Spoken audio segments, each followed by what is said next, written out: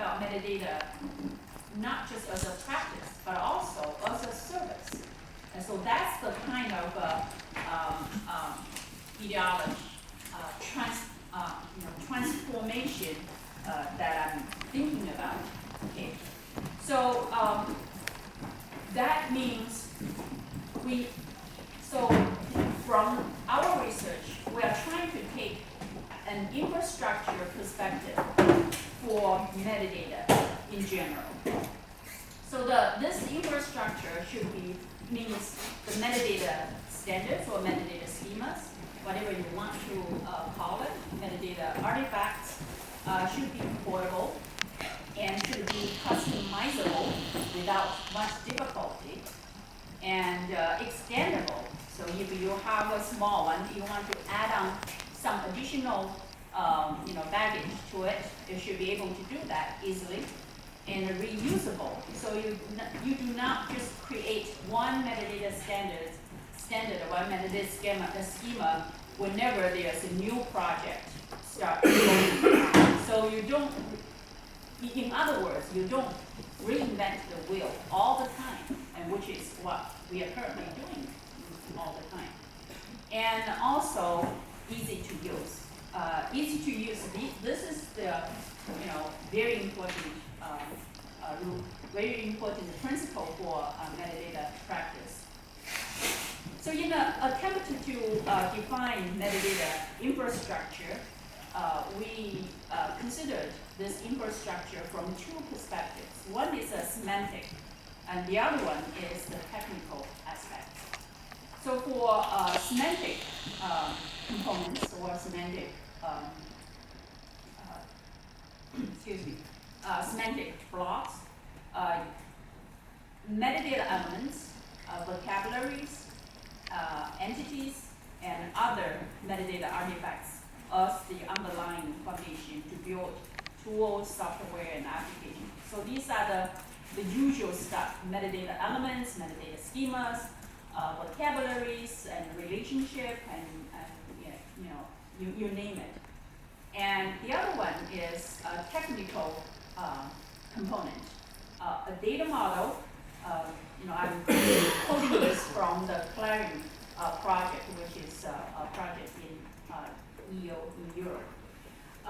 A data model for describing the resources, aspects of metadata encoding, and storage formats.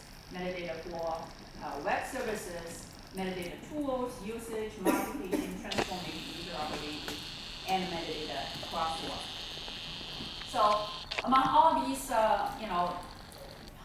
I've touched a lot of ground and said things about metadata infrastructure. But why I pick up the portability as the key in this transition from one covers all kind of approach that currently prevalent in the metadata community, and to the portable approach. So I'm trying to use this diagram to demonstrate this idea. So say, what if we break those huge metadata standards into modules, into blocks? And these blocks of metadata can be taken out without affecting the whole metadata standard, or without affecting your description needs, but actually enhance the flexibility and enhance the reusability, interoperability of your metadata products. And then on the other end, we think about metadata generation output. You don't have to generate a huge metadata record with layers of elements with values that's manually entered into the metadata record. But rather you can have specialize the purpose of metadata descriptions or statements, like metadata for data citation, metadata, I believe data site, is one of the such a standard to fulfill that purpose. And metadata for data discovery and for data archiving, for data quality, and for data provenance, and for data management. So, and I'm just listing a few of them, but in fact, you can come up with many other generation output, metadata generation output. So, let's come back to the reality and take a look at the current metadata standards. How portable are metadata standards for scientific data? And that's the question we try to address in this paper. So we, after fiddling with the data and going back and forth to look at the data, sorting the data in different ways, adding different codes to the data, we finally felt that two measures of metadata portability can be really useful. It can tell us the story about the metadata portability. One is the co-occurrence of semantic elements across different metadata standards. And the other one is the degree of modularity. And these two elements were mainly used to analyze the data we collected. Okay. So I think the first one is easy to understand. The second one means the degree of independence and self-descriptiveness of a substructure of concept and entity in metadata standards. So this is thinking about when we were talking about this, we were thinking about the metadata schema, and if it's in RDF or in XML structure, you can have nested, independent blocks of those elements. So that's how many of such elements there are. So the data we collected altogether about 16 or 17 standards, and which resulted in over 5,800 elements, about that number of elements. And because we didn't differentiate whether it's repeating, sometimes a nested parent element will be repeated in later.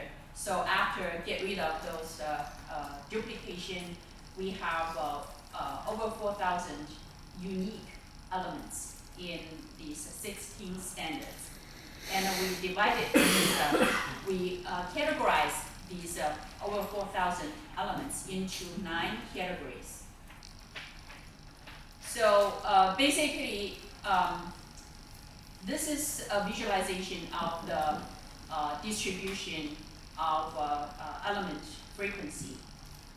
So you can see the larger the area, the more elements there are in that standard.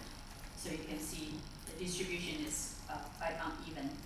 And one thing I want to mention for this largest number of elements standard, that's because it is a standard describing the data at the variable level rather than at the data set level. So this makes a whole lot of difference. And for that, because the CF, the climate and the forecast metadata mentioned, has a lot of those variables for the for the data they collected. So that causes that you can see this the tallest bar, and that's where the outlier lives. Okay, so 9 categories. The letter is probably too small. The print is too small to view, but this is the element distribution by standard in the category. So for each bar represents one standard, and the different colors represent the different categories. And the frequency of occurrences by category, context has the most, which is because of that CF standard, climate and the forecast metadata convention. has has about 2,000 variable level elements that cause this very odd distribution. But others are pretty normal. Well, normal means fall into our expectation. So the top occurring elements, the bottom are the element name, the actual element name. And these names have been normalized a little bit, not completely. So you can see the descriptive has the most, the highest frequency of occurrence.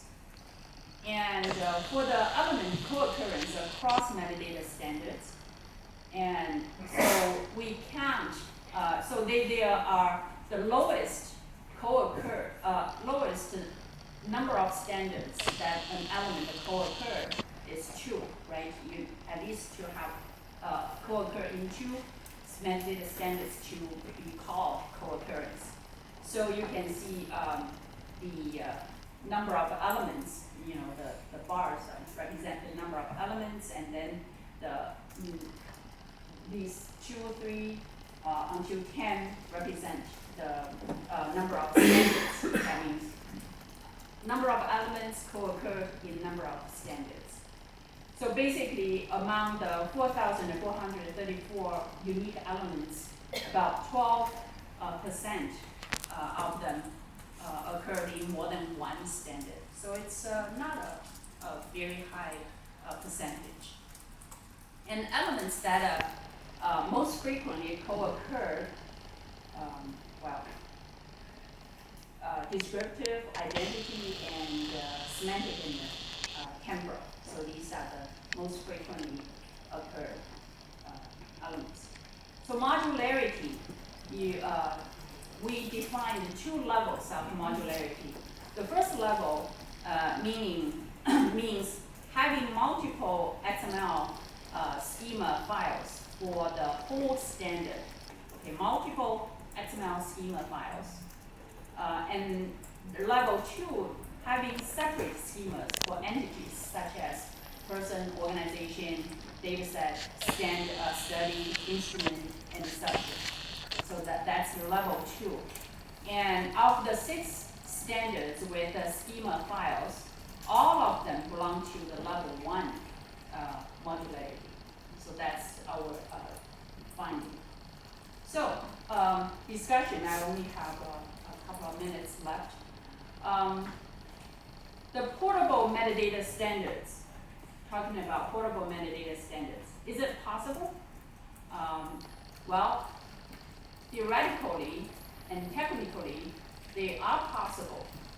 But when we started, planning a test for testing this idea, we realized there are much more than just semantic and technical, and it's almost impossible for a single institute, for a single research team to accomplish this kind of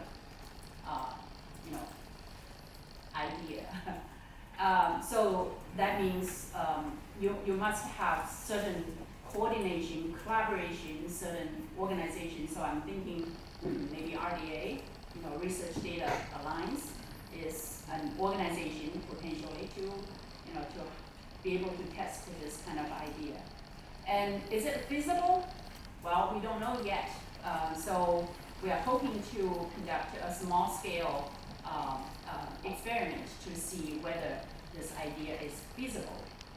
And there's a lot of technical issues involved. And advantage over the one covers all approach. That's what most current metadata standards are using. And so we need to articulate more on that. And a metadata infrastructure for scientific data, the goal is to bridge the gap between existing semantic and entity resources and metadata generation. So, much more. So those are this is the further research, and I'm just raising more questions because this idea is still quite is still in the working, in the thinking process. So we have more questions than answers. I think that's all.